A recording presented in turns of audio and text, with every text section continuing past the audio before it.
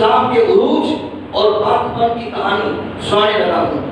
آپ دیکھیں جب میرے اور آپ کے آقا مولا مکہ المکرمہ جلوہ گر ہوئے تو اللہ کا گھر 360 بتوں سے بھرا ہوا تھا۔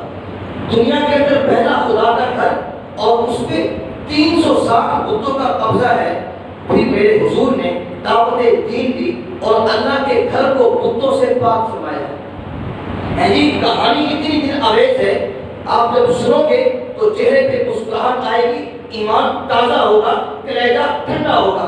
میرے حضور نے جب اعلان نبوت فرمایا، اعلان نبوت کے 13 سال مکہ المکرمہ میں گزارنے کے بعد جب حضور مکہ سے ہجرت فرما کر مدینہ پاک تشریف لاتے ہیں، اس وقت مسلمانوں کی تعداد کتنی تھی؟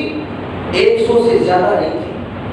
13 سال میرے حضور نے مکہ میں کام کیا، دعوت دین دی، مسلمان کتنے ہوئے؟ 100 سے زیادہ نہیں تھے جنہوں نے ہجرت فرمائی۔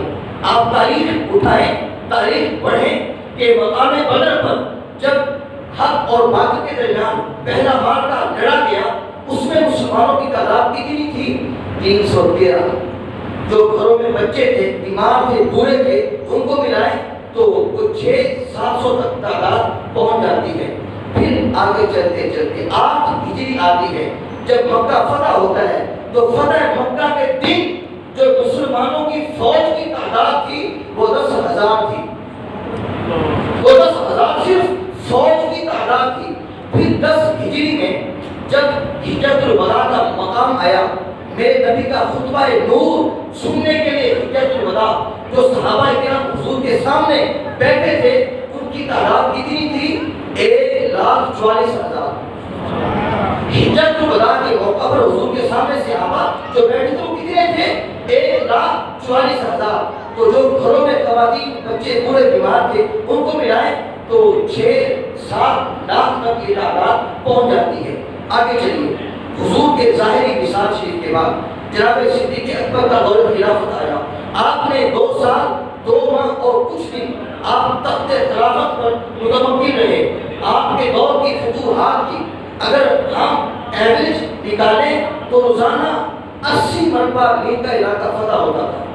پھر فاروق اعظم کا دور خلافت دیکھیں، آپ کی خلافت کے دور میں اسلامی حدود 23 لاکھ مربع میل تک پہنچ گئی۔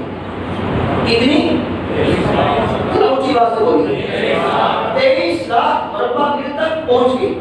جب محمد بن قاسم سندھ میں آیا، یہ کوئی بہت بات کی کہانی نہیں ہے، 92 کی کہانی ہے، ابھی صحابہ کرام موجود تھے۔ ادھر اندرس کے دروازے پر طارق بن زیاد دستک دے رہا تھا، جی ادھر سندھ تک مسلمان پہنچ چکے تھے اور ادھر اندرس تک مسلمان پہنچ چکے تھے۔ آپ چلے جائیں چائنا میں، وہاں سیدنا سعد بن ابی وقاص کا مزار آج بھی موجود ہے، وہ وہاں تک پہنچے۔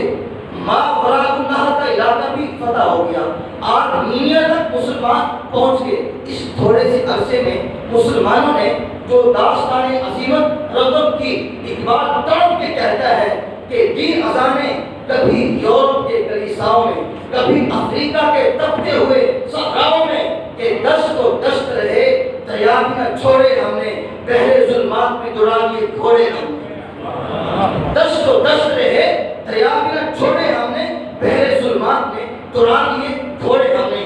آج جا کے آپ دیکھیں، جب تارک کو جہاں وہ 500 کو دوسری نکلے تھے، حکمران نے جاسوس کو بھیجا، پتہ کرو کون ہے، کہاں سے آئے ہیں، تعداد کتنی ہے۔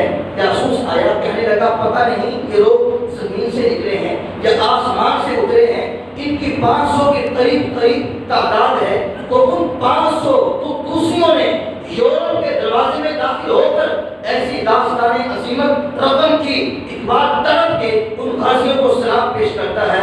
اقبال کہتا ہے یہ غازی کہ تیرے پر اسرار بندے، یہ غازی کہ تیرے پر اسرار بندے، جنہیں تو نے بخشا ہے ذوق خدائی، تو نیند ان کی ٹھوکر سے صحرا و دریا، سمٹ کر پہاڑ ان کی ہیبت سے رائی، تو عالم سے کرتی ہے بیگانہ جن کو عجب چیز ہے لذت آشنائی، شہادت ہے مطلوب و مقصود مومن، نہ مال غنیمت نہ کشور کشائی۔ یہ کہانی کتنی دن آویز ہے۔ اقبال کہتا ہے اے سرزمین اندرس ہے یاد تجھ کو، ہے سرزمین اندلس ہے یا تجھ کو، تھا تیری ڈالیوں پہ کبھی آشیاں ہمارا، چین و عرب ہمارا، ہندوستان ہمارا، مسلم ہیں ہم، وطن ہے سارا جہاں ہمارا۔ تو پوری دنیا پر اسلام کے جھنڈے لہرا رہے تھے۔